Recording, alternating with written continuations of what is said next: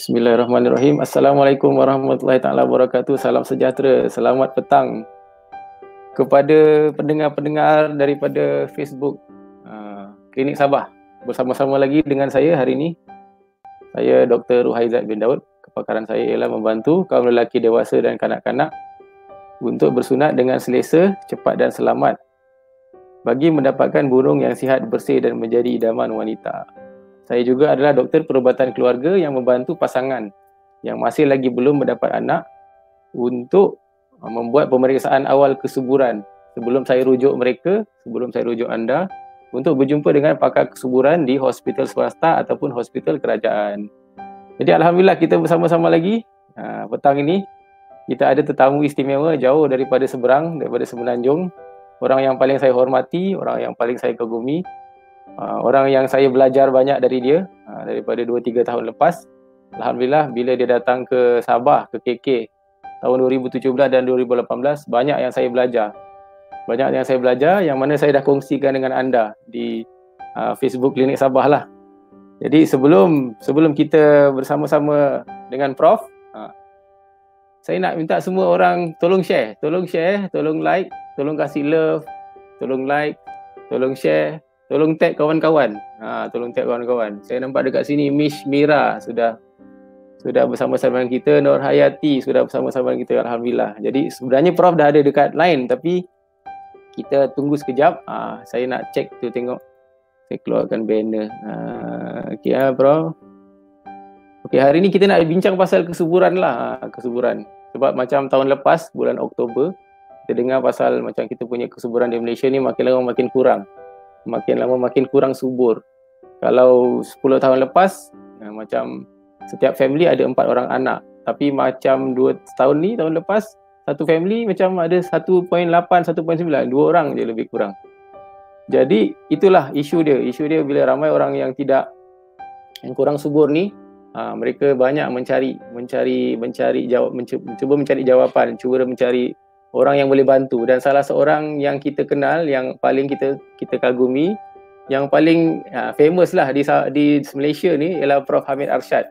Jadi alhamdulillah kita bersama-sama dengan dia, saya berjaya dapat minta kebenaran dia untuk kita bersama-sama pada petang ini. Jadi terima kasih untuk semua yang share. Ramazan, Hasnida, Hayati, Cik Bayuna, Munira, Saidatul. Okey, semua dah ready ke ni? Haja Zubaidah, Mazna, semua ready ya? Okay, kalau dah ready, kita akan jemputlah Prof untuk bersama-sama dengan kita. Prof, sekejap Okey, Assalamualaikum Prof. Apa khabar? Waalaikumsalam warahmatullahi wabarakatuh. Terima kasih kerana bersama-sama dengan saya. Sama-sama. Ni lockdown ni lama juga dah terkurung kat rumah ni. Itulah Prof. Kita kurung kan tak boleh nak buat apa-apa. Saya dengar Prof di rumah aja kan sepanjang PKP. Yalah, kita dah umur 75. Jadi vulnerable lah. Vulnerable, so, ya, vulnerable. Jadi saya jauhkanlah. Jauhkan lah. Ya, insya-Allah. Jadi alhamdulillah, terima kasih Prof kerana bersama-sama saya walaupun short notice. Tapi saya amat sangat hargai Prof punya masa lah pada petang ini untuk kita bersama-sama dengan saya punya followers. Saya pasti yang Prof boleh nampak kan, dia orang punya komen-komen dekat situ, boleh nampak ke Prof? Ada ya. Ada banyak komen kan situ? Ada ya. Salah satu kenapa kadar kesuburan rakyat Malaysia semakin menurun. Tak apa Prof. Okey. Jadi itulah sebenarnya ramai yang follow Prof ni, ramai yang follow saya punya grup berasal daripada Prof punya Facebook page. So kepada siapa-siapa yang masih belum kenal Prof, boleh follow Prof punya Facebook page supaya boleh dapat updates lah. So hari ni kita nak bincang pasal kesuburan ni Prof. So apa yang Prof nak kongsikan dengan diorang ni semua? Yalah, pertama ya, Assalamualaikum, salam sejahtera kepada semua. Mudah-mudahan yalah dalam keadaan sekarang ni kan ya, pandemik ni kan, dan kita terkurung di rumah ni, mungkin ada hikmah yang baik lah. Bukan saja orang kata keburukan ataupun disadvantage dah berkurung, tapi mungkin ada baiknya juga kita berkurung ni. Okey, jadi masalah kesuburan ni makin runcing lah. Kita memang tahu, orang kata sekarang ni kadar kesuburan 1.9 tak boleh orang kata replace pun keluarga. Tak boleh replace. Kalau satu keluarga, satu pasangan 2 anak, okey, boleh replace parent lah. Tapi ini 1.9, jadi tak boleh replace. Jadi dalam jangka lama makin kurang penduduk kita. Jadi takutnya orang mendatang pula yang mengisikan kekosongan tu. Betul. Jadi yang menyebabkan punca utama ialah bahagian orang perempuan. Pasal kebanyakan masalah ketidaksuburan ni boleh katakan 60-70% berpunca daripada wanita.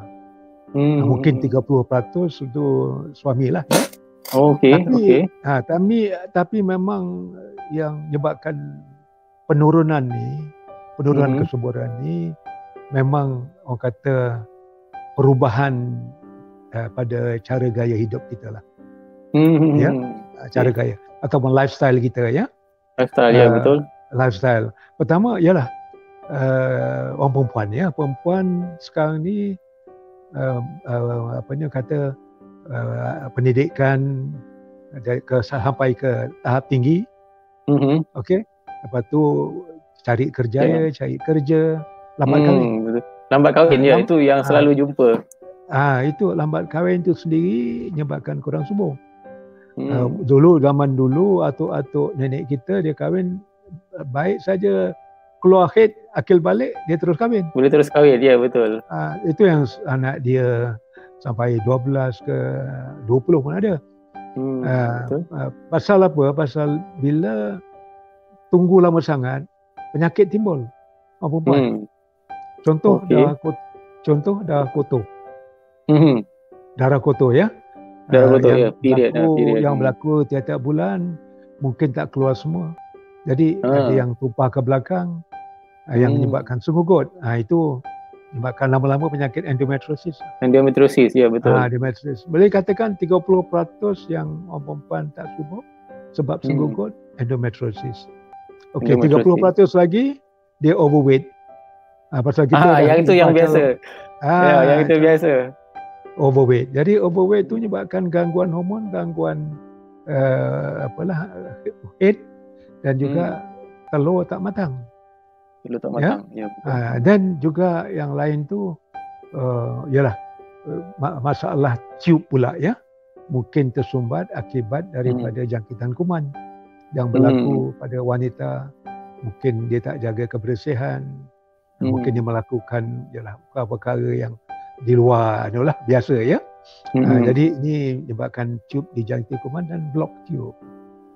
Jadi ginilah ya, lifestyle ataupun cara gaya hidup memang contribute ya, maknanya pemakanan tadi, lambat kahwin, lepas tu ialah kegemukan, senggugut ya, dan jangkitan kuman.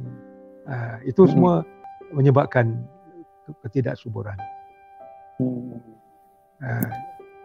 Lagipun kalau misalnya makin lambat kahwin, makin berumur, tumbuhan pada rahim mungkin timbul ya. Contoh fibroid. Tumbuhan yang paling sering sekali. And then gangguan hormon oleh sebab stres. Sekarang ni banyak sangat stres oleh sebab ialah kerja. Betul tak? Betul. Kerja, lepas tu balik naik ulang-alik naik kereta pun kadang stres kalau ada traffic jam. Ya betul. Di rumah pula kan besok nanti kan kalau ialah dengan suami isteri masing-masing kerja sibuk. Jadi adalah orang kata pergeseran atau konflik berlaku, itu stres lagi. Jadi ini perkara-perkara ni yang menyebabkan ialah ketidaksuburan. Jadi saya nyatakan tadi pemakanan yang tak seimbang, kegemukan, senggugut dan stres pula ya. Jadi ini adalah perkara-perkara yang menyebabkan ketidaksuburan. Okey. Jadi sekarang Prof, waktu PKP memang tak buka klinik kan? Saya tak buka. Saya dah bagi tahu pada pesakit saya, ialah saya buka lepas raya mungkin lah. Lepas raya lah. Lepas raya lah. Jadi jadi eloklah. Pasal apa? Pasal ya walaupun katakan PKP ni ditarik balik ya pada akhir bulan ni, tapi ialah benda tu kuman ni berkeliaran lagi kan. Betul. Tahap ke zero pun susah juga. Jadi kita tak mau kata didedahkan ataupun kita cari sendiri, cari pasal lah kata. Cari pasal, ya betul. Cari pasal, dedah pada kuman yang kita tak nampak kan. Pasal banyak orang yang bawa kuman ni tak ada simptom. Betul. Dia tak ada 80% tak ada simptom. Ada simptom. Jadi kita tak tahu ya siapa dia yang bawa. Ya betul. Ya. Okey. Jadi semua boleh dengar kan semua? Saya harap semua dah dengar.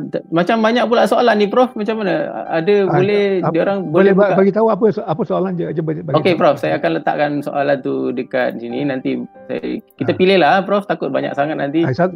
Susah juga. Satu soalan. Okey, kejap sekejap saya letak soalan. Mungkin kita tengok. Okey. Yang ni. Tu. Minah dia tanya. Saya lepas keguguran tahun lepas dan saya ada tube tersumbat sebelah kiri. Dapat saya perayaan lagi.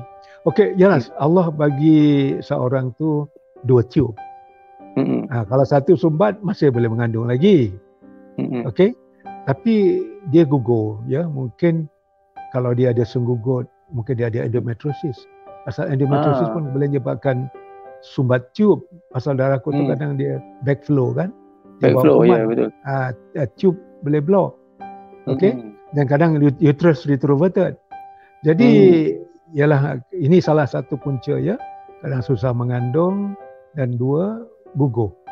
Kalau endometriosis dan rahim retroverted ke belakang, dia susah mengandung dan gugur. Jadi peluang masih ada. Pasal dia dah tahun lepas kata dia ya. Tahun lepas ya. Tahun lepas. Dah setahun ya. Kalau dah setahun lebih masih tak mengandung, dan kalau boleh kita cuba Rohaizat, Dr. Rohaizat scan dia tengok rahim dia retroverted ke tidak. Kalau tengok kalau rahim dia retroverted, retroverted, saya recommend kita buat laparoskopi. Bedah kecil ya.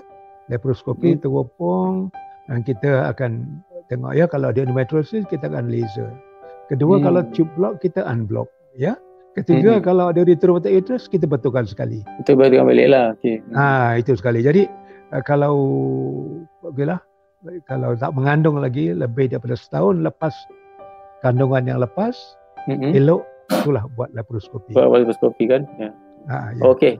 Kita tengok soalan seterusnya Prof. Ni soalan biasa. Macam mana nak kesan endometriosis?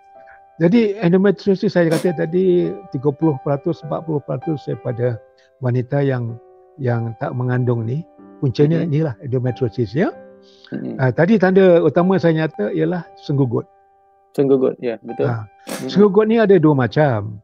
Senggugut yang primary spasmodic, dan satu lagi senggugut yang penyakit. Ya. Yang primary itu biasalah bila dia dah kahwin dia hilang. Ya. Betul, ramai yang begitu. Yang penyakit itu biasanya kita tengok dia ada senggugut, susah mengandung. Kadang-kadang mudah gugur pula. Dia mengandung, dia gugur berulang. Ya, itu tanda dia ya. Ingat ya. Satu, sakit, senggugut masa period. Kedua, susah mengandung. Ketiga, bila mengandung gugur ya. Alright. And then kadang-kadang yang teruk sangat pun ya, sakit dia bukan senggugut saja. Sekali terus menerus pun sakit pinggang. Bila bersama pun kadang sakit juga ya. Bila bersama dispareunia. Dispareunia sakit. Jadi selalu kalau kita kesan dengan vaginal scan vagina ya, bukan scan perut. Vaginal scan ya. Tanda utama ialah dia retroverted ya. Early stage endometriosis stage 1, kedua, kadang tidak ada lain-lain tanda. Kita scan pun tak nampak. Pasal stage 1 and 2. Bila stage 3, stage 4, you nampak cyst ya. Nampak kebengkakan rahim, adenomyosis. Itu teruklah. Dah teruklah tu. Sebab itu saya kata kalau based on kata tanda-tanda gejala tadi, dan juga bila scan tengok retroverted uterus, baik kita betulkan awal lagi. Jangan tunggu sampai ada cyst ovary ya, dipanggil chocolate cyst lah. Ingat ya, chocolate cyst. Chocolate cyst ovary. Chocolate cyst. Ataupun kadang dalam legal term dipanggil endometrioma. Okey, itu. Dan kalau yang berangkim bengkak tu dah teruk sangat tu. Adenomyosis. Kalau dah teruk, ada macam peringkat keempat lah tu, dah susah sangat kadang ya. Peluang mengandung makin tipis kalau dah sampai ke peringkat tu ya. Jadi itulah ya. Bila ada susah mengandung, elok jumpa primary doctor macam Dr. Haizat, scan dulu. Berjalan scan tengok. Walaupun tak ada orang kata cyst dalamnya, tapi kalau dah ada gejala-gejala yang saya nyatakan tadi, dan rahim pula retroverted pula, bahasanya banyak yang retroverted. Sebagian kecil saja yang antiverted. Retroverted ya, Prof? Yang kebanyakan retroverted, kebanyakan. Ataupun dia ke belakang ya, dia arah ke belakang. Tapi ada sebagian kecil yang antiverted pun ada endometriosis. Dan biasanya pasal apa? Dia punya orang kata pintu rahim dia atau cervix dia sempit. Sempit ya. Pinpoint cervix ataupun cervical stenosis tu kan ya. Jadi yang ini bila period dia nak keluar payah periodnya. So rahim kena koncup kuat, and then bila koncup kuat dia backflow lah dia punya darah. Dia tak boleh keluar, susah keluar. Jadi banyak juga yang di antara yang saya tengok bila saya buat laparoskopi, saya tengok dia rahim intubated, biasa. Tapi ada endometriosis sebab itulah dia punya pintu rahim atau cervical canal sempit. Very tight cervical canal ya. Ataupun cervical os. Okey. Okey, Prof. Soalan seterusnya. Yang ini yang selalu saya tanya, selalu saya jumpa ni. Ya, ini IUI. Kita ada rezeki. Yalah, IUI pada keseluruhannya 10 hingga 20% lah ya. IUI ni. Yalah, IUI ni cuma orang kata kita masukkan sperm ke dalam rahim kan. Bukan kita fertilize di luar.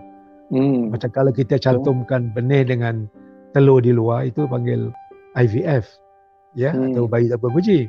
Tapi IUI ini setakat benih suami dimasukkan ke dalam rahim. Pasal apa?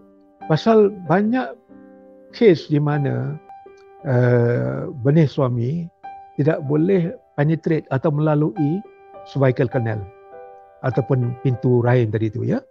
Pasal saya nyatakan tadi, satu dia sempit, kedua dia punya cervix mucus atau lendir cervix tu tebal sangat. Sebab itu ya, kalau kita tengok ya, orang subuh dia punya cervical mucus tu dia cair waktu subuh ya. Dia cair dan dia mudah dijalur. Jadi kalau nak tengok waktu subuh, biasanya mulai hari ke-12 dia punya lendir dia banyak keluar jernih dan terang ya dia. Dan kalau dipegang di antara dua jari dia boleh kata dia boleh stretch, boleh tarik. Jadi itu subuh. Bila dah ovulation, kesan hormon progesteron menyebabkan dia pekat. Dan benih tak boleh lalu lah.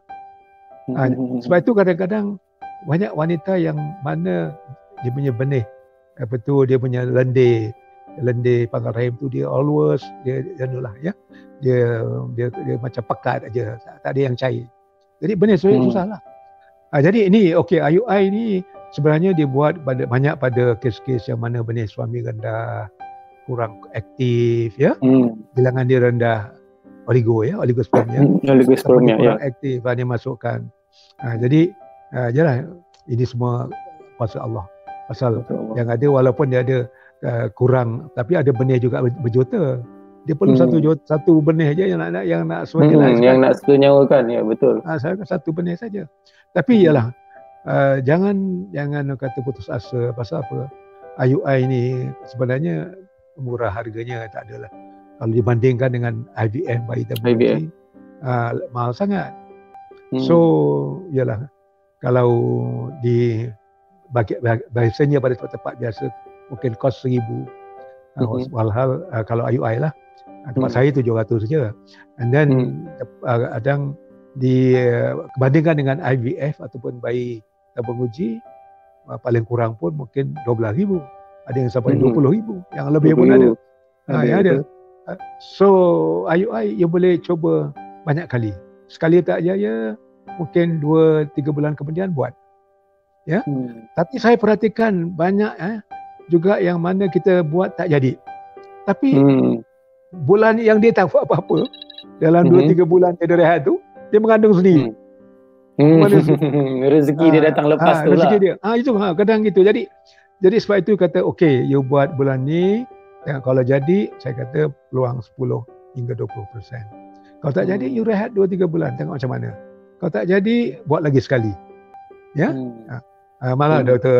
Rahizat pun boleh dilatih buat itu, bukan susah sangat. Iyalah. Ya. Injek tu buat injek ke dalam tu kan jadi cuba kan.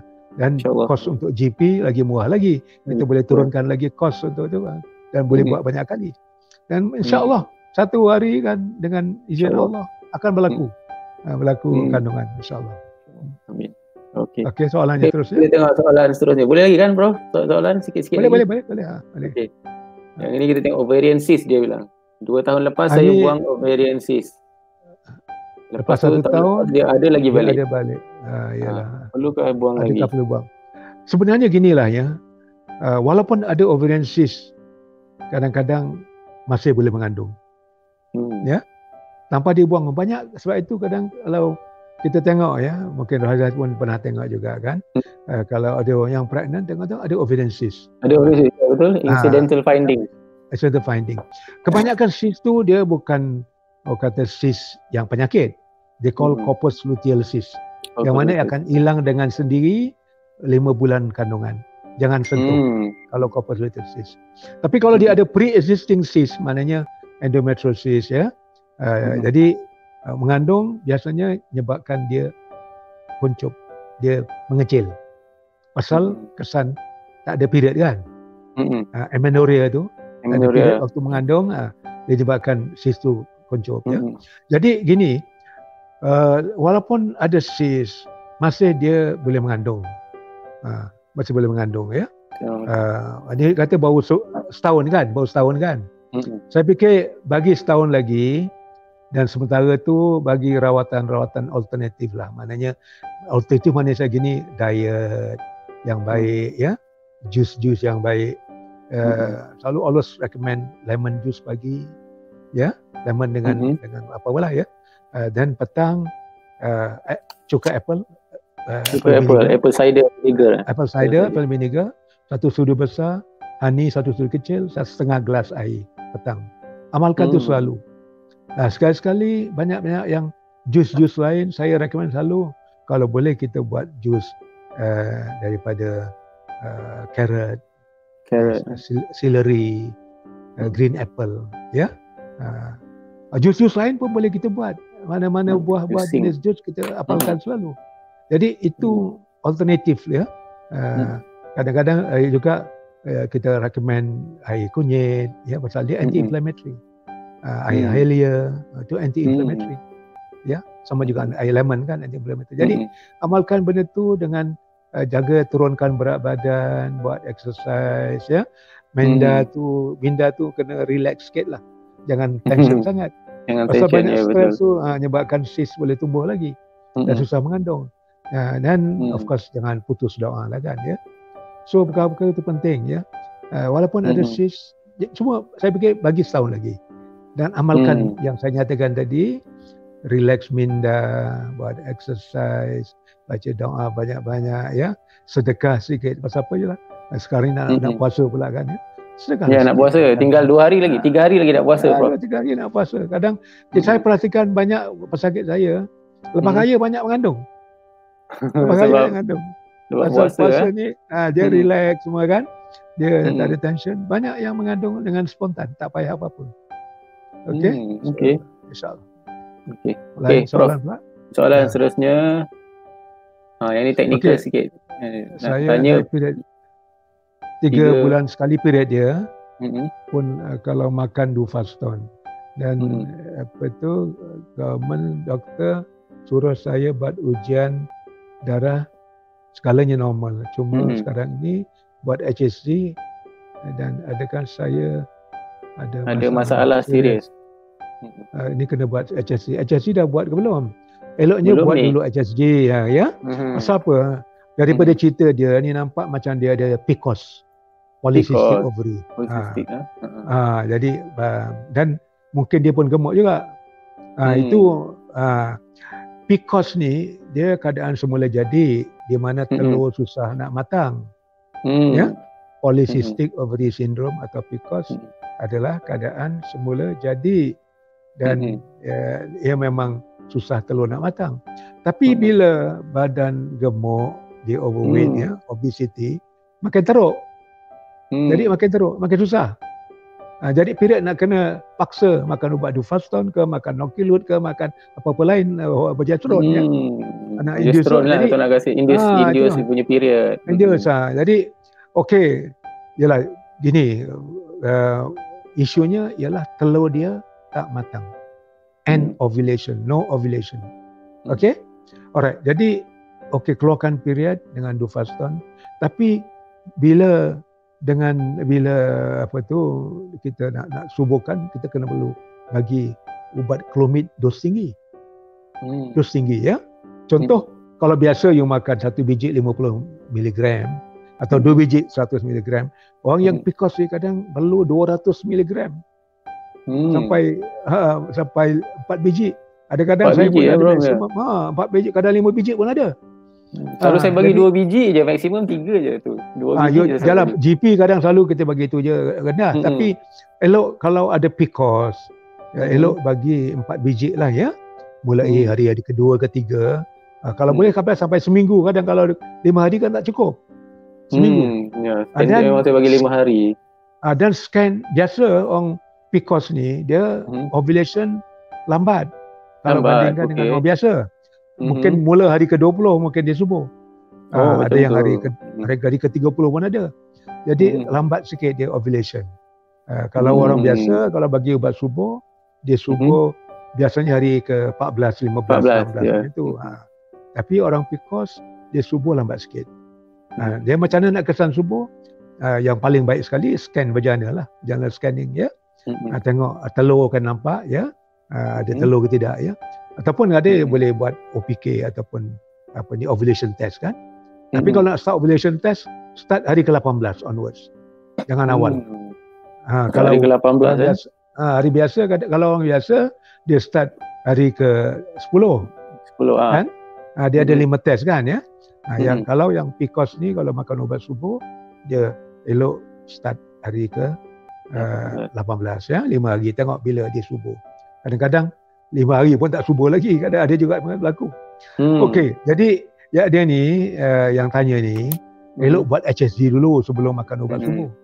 Jadi pasal apa? Kalau kita makan ubat subuh, tengok tube block, tak guna juga.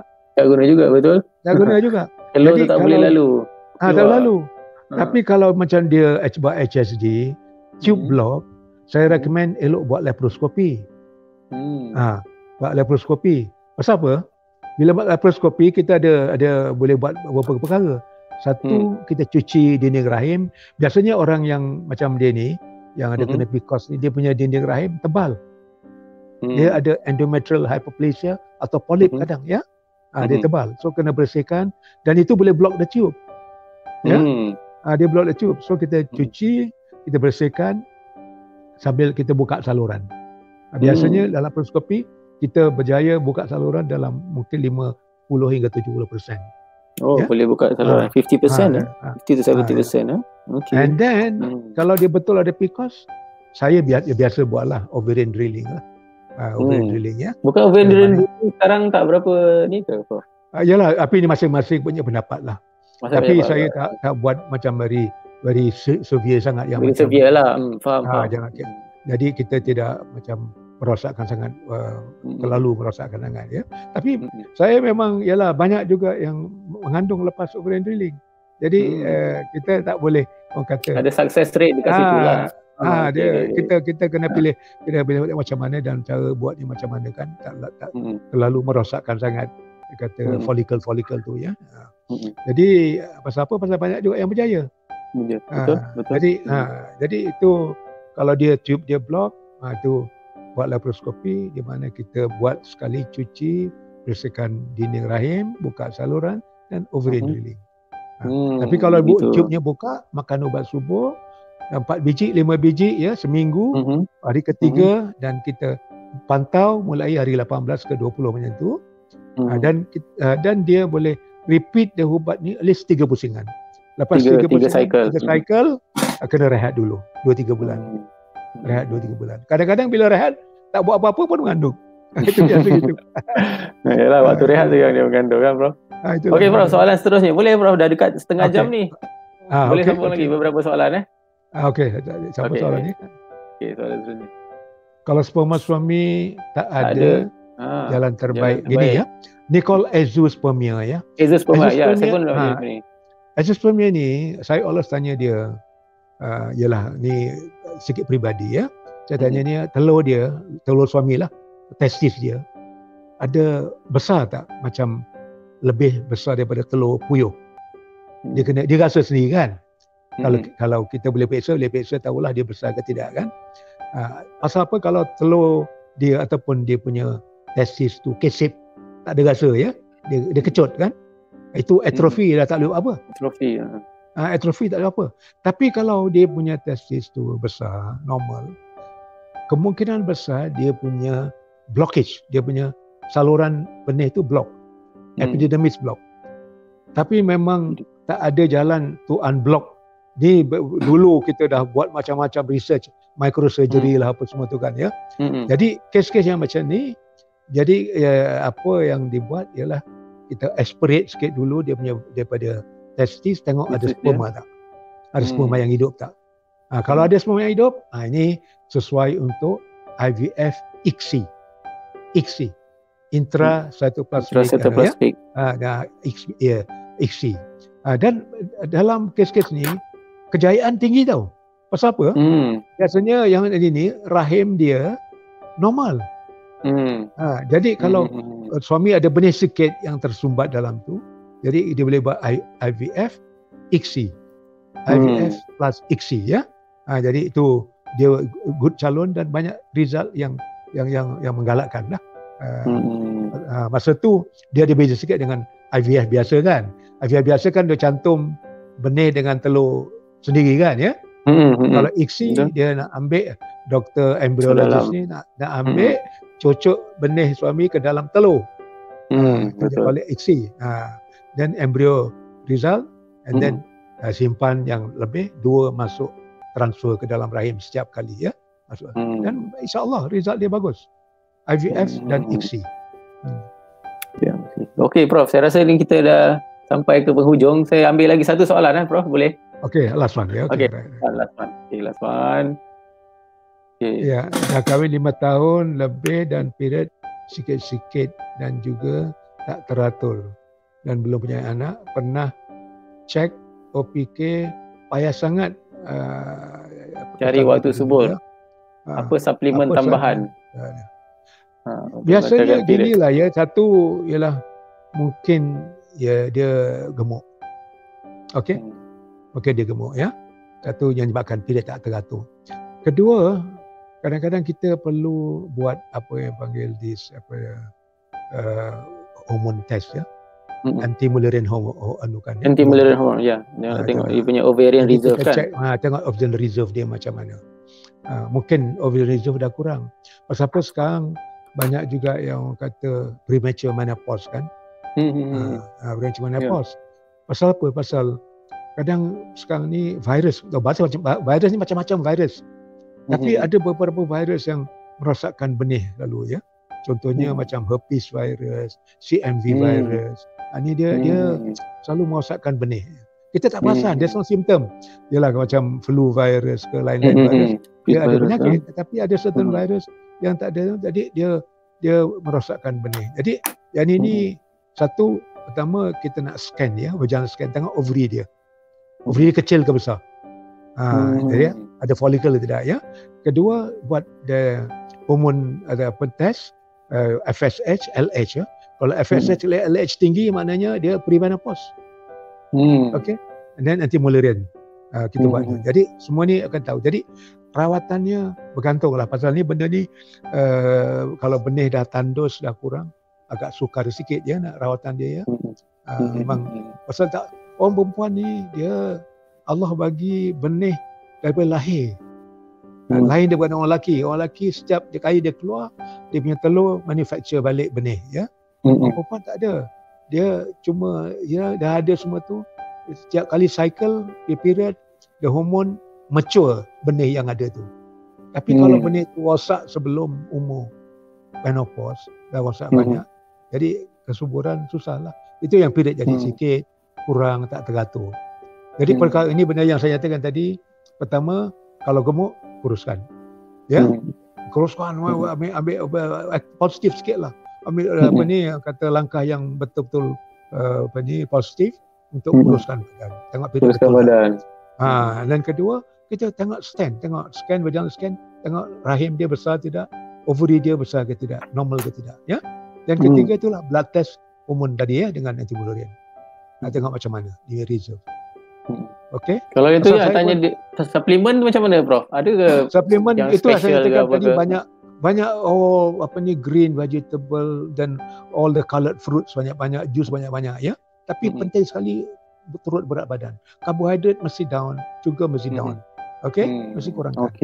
Okey. Pasal saya sekarang ni cuba nak buat research, nak tengok kalau ada potensi stem cell atau produk dia, saya injekkan kepada ovary. Mana yang ovary tu dah tandur sangat, ya. Tapi setakat ni result dia tak ada yang menggalakkan lagi lah. Pasal benda ni baru lagi saya cuba untuk cuba untuk menggalakkan atau stimulate dia punya ovarian follicle. Ovarian follicle melalui laparoskopi lah.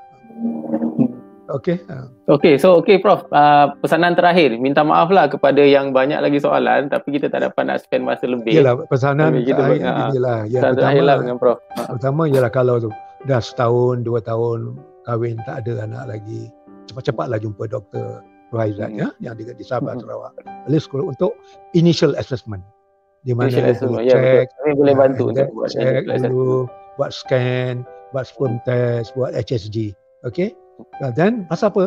Lepas HSG pun kadang banyak yang mengandung. Ya. Jadi banyak, sebagian besar 30% on initial assessment dah mengandung. So itulah, pergi cepat-cepat. Bila dah ada masalah spesifik yang saya katakan tadi semua, baru Dr. Rohaizat akan refer pada siapa-siapa lah. Ya, betul. Saya pasal sekarang ni memang kami punya prosedur memang begitu. Kami buat pemeriksaan awal untuk lelaki-lelaki dan wanita. Bila kita dah tahu apa masalah dia, then we refer kepada kita punya klinik kesuburan di hospital lah, either swasta atau kerajaan di sini. Ya, okey. Itu langkah yang baik, yang terbaik itulah. Pasal sekarang masalahnya makin meningkat. Tapi jangan putus harapan. Jangan suami ada ego tak mau periksa. Ya. And then cepat putus harapan, cepat bergaduh, cepat konflik, ya. Kita sama-sama berusaha, sama berdoa. Yalah, makan dua-dua jaga. Pasal apa sekarang bila kahwin, dia ni berlomba makan. Itu yang buat dua-dua naik badan cepat. Naik badan bila cepat. Kahwin dia naik cepat naik kahwinnya. Jadi jangan berlomba makan. Ketiga, buat exercise sama-sama. Jogging bila free, ya, weekend ke apa, please pergi jogging ke pergi ke mana-mana tempat untuk exercise, ya. Kalau dapat pergi gym 3 kali seminggu pun lagi bagus. So, yang keempat, doa, jangan putus, ya. Doa dan tawakal. Doa dan tawakal. Pasal apa? Ini semua zuriat ni hak Allah. Kita punya berusaha, kita berdoa kepada Allah, ya. Jadi mana tidur tu 3 baca Fatihah, 3 kul ayat kursi dan doa minta anak, ya. Dan bangun pagi cakap I am positive, I can be pregnant. Saya boleh pregnant, insya-Allah. Bagi tahu rahim pregnant, you know. Pasal ni positive thinking, ya. Okey. Betul. Itulah pesan saya, insya-Allah. Okey, Prof. Ucapkan terima kasih kepada Prof kerana beri masa sebentar untuk kongsi dengan kita punya followers. Kepada followers saya ni yang saya lagi belum follow Prof punya Facebook page, boleh follow Prof punya Facebook page. Dan Prof juga ada buku kan, Prof? Ada tulis buku pasal apa tu? Boleh juga cari di book cafe pun ada. Prof punya buku pasal zuriat. InsyaAllah boleh dapat dekat situ. Okey, Prof. Terima kasih. Sekali lagi, insyaAllah kita masih kita jumpa lagi. Assalamualaikum. Ya, Prof. Waalaikumsalam warahmatullahi wabarakatuh. Mudah-mudahan semua sihat dan selamat berpuasa, selamat raya. Ya. Terima kasih, Prof. Okey, terima kasih.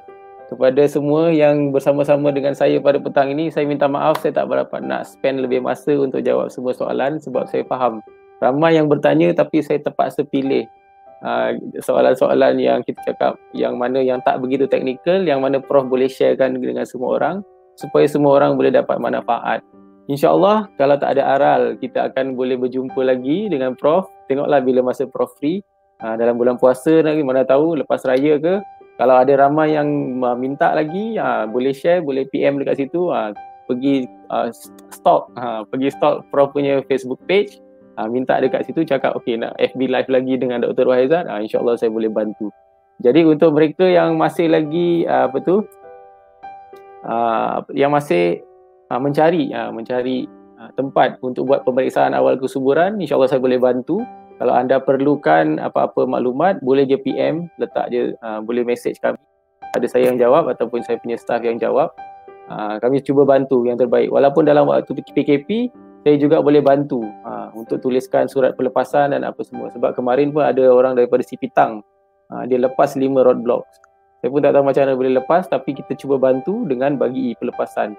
Bila dah sampai, baru kita cerita apa masalah dan insyaAllah kita boleh cuba bantu untuk waktu bulan puasa ni. Okey, saya minta maaf, saya tak boleh sambung lebih lama sebab ada patient sudah.